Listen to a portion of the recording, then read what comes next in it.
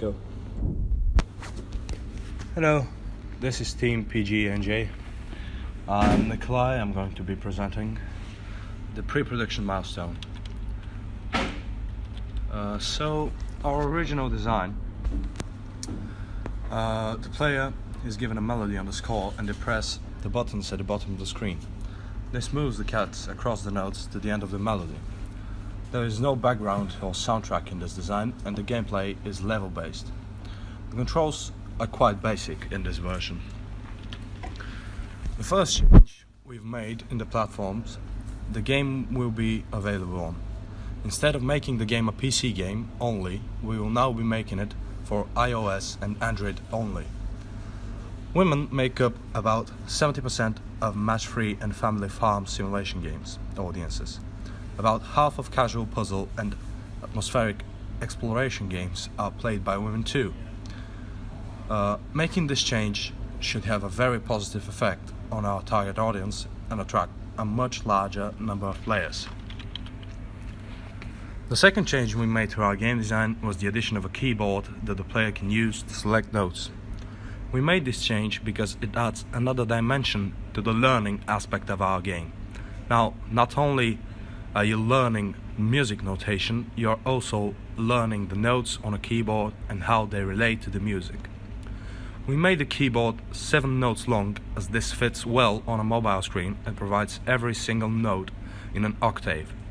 On an average phone screen, each key will be around a centimeter wide. This is much larger than the keys that people use for typing, so the size will be fine. Having 7 notes from C to B rather than having more than 1 octave would cause problems with fitting notes onto the screen, and the player wouldn't be able to scroll across the screen and click the correct note fast enough.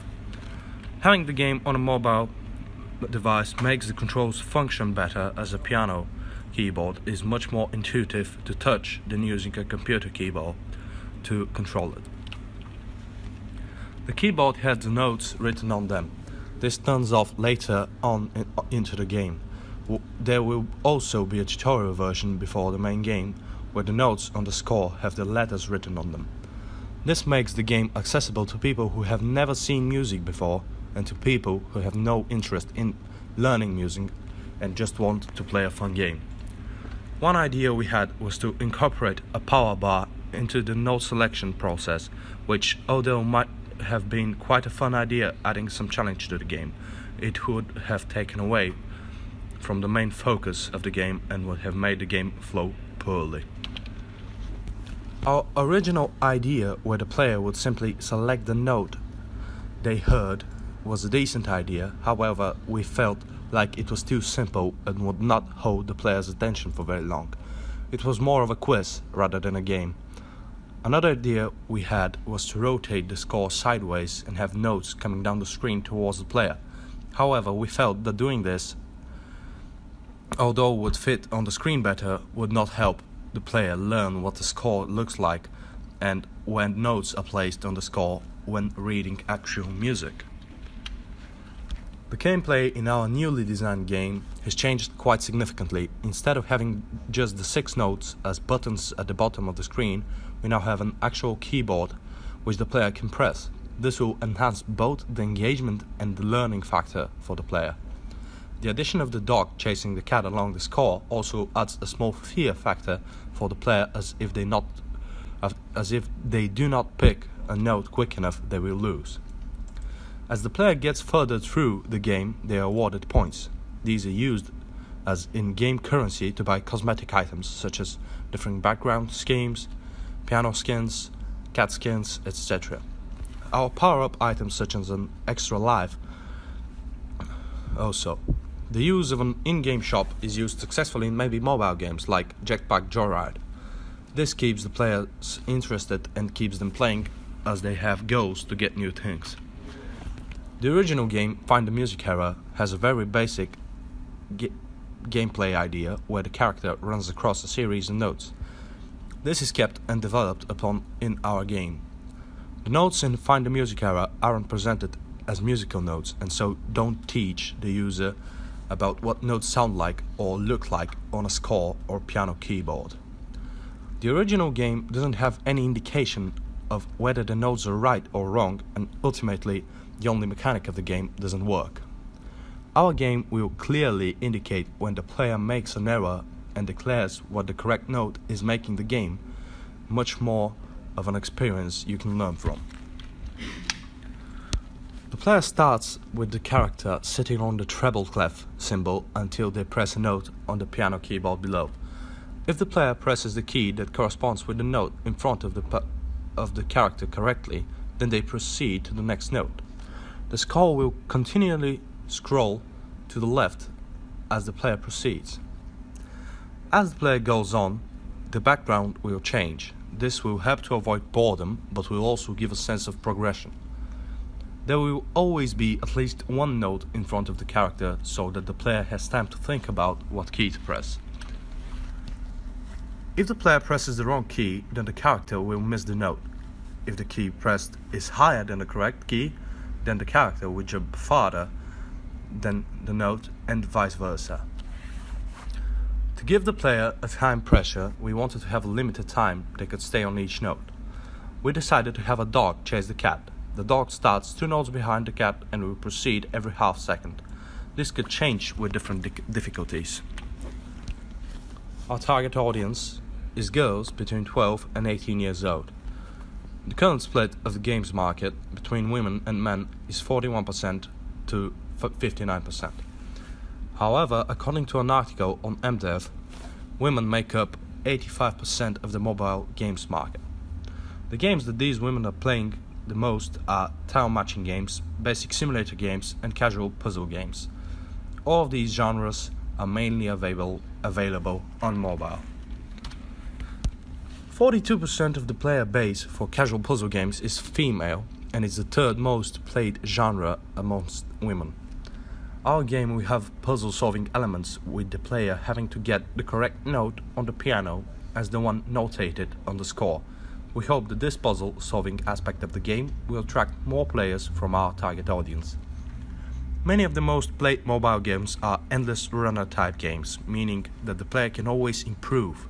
These includes games like Piano Tiles 2, which was the most downloaded worldwide game of the first quarter of 2016. More recently, the most downloaded game worldwide of the third quarter of 2017 was Subway Surfers, a more traditional endless runner. Education games are an important and engaging way to help people learn new things. They are able to teach people new skills, yet at the same time they are fun and engaging, and players want to play them, subsequently wanting to learn. Games have been used for all sorts of educational purposes. For example, there is a government scheme in America which uses video games in classes to promote civic education.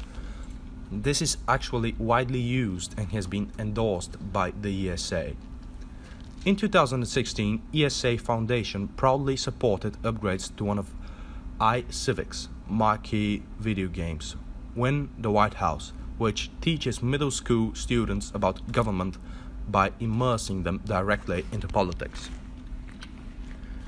The games that have given our design inspiration are Guitar Hero and Piano Tiles. In Guitar Hero, the fretboard with notes travels down the screen towards the player, where she has to click the correct note at the correct time. In Piano Tiles, the player has to press the white tiles that travel down the screen towards the player before they hit the bottom of the screen.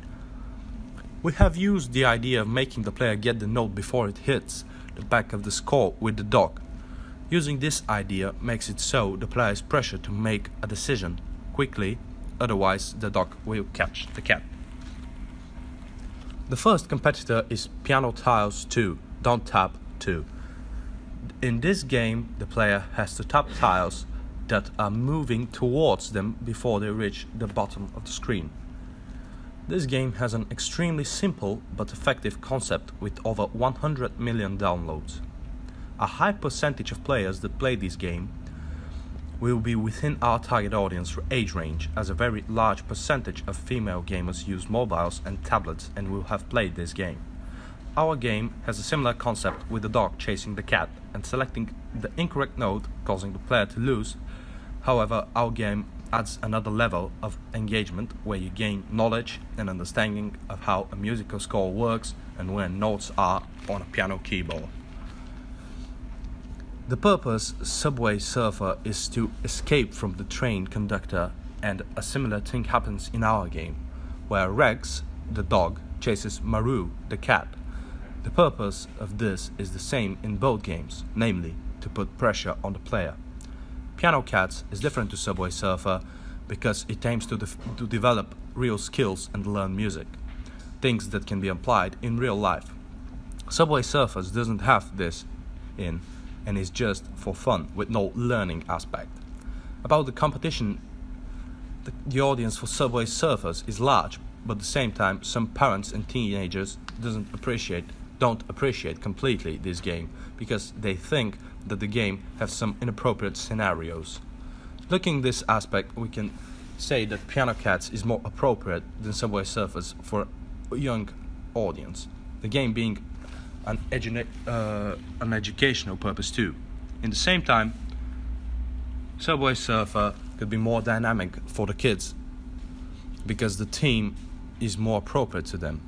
That aspect is not really a disadvantage considering that the same audience that like the Subway Surfers theme will change their preferences and they will be more likely to approach games like simulators, puzzle games, etc. That makes Piano Cats perfect for the 12 till 18 years audience. According to an article on Mobile Marketing Association seen on the right, Subway Surfers player base is mainly female. This is the same as our target audience and so makes this game direct competition. Subway Surfers was also the most downloaded game in the third quarter of 2017. You have any questions?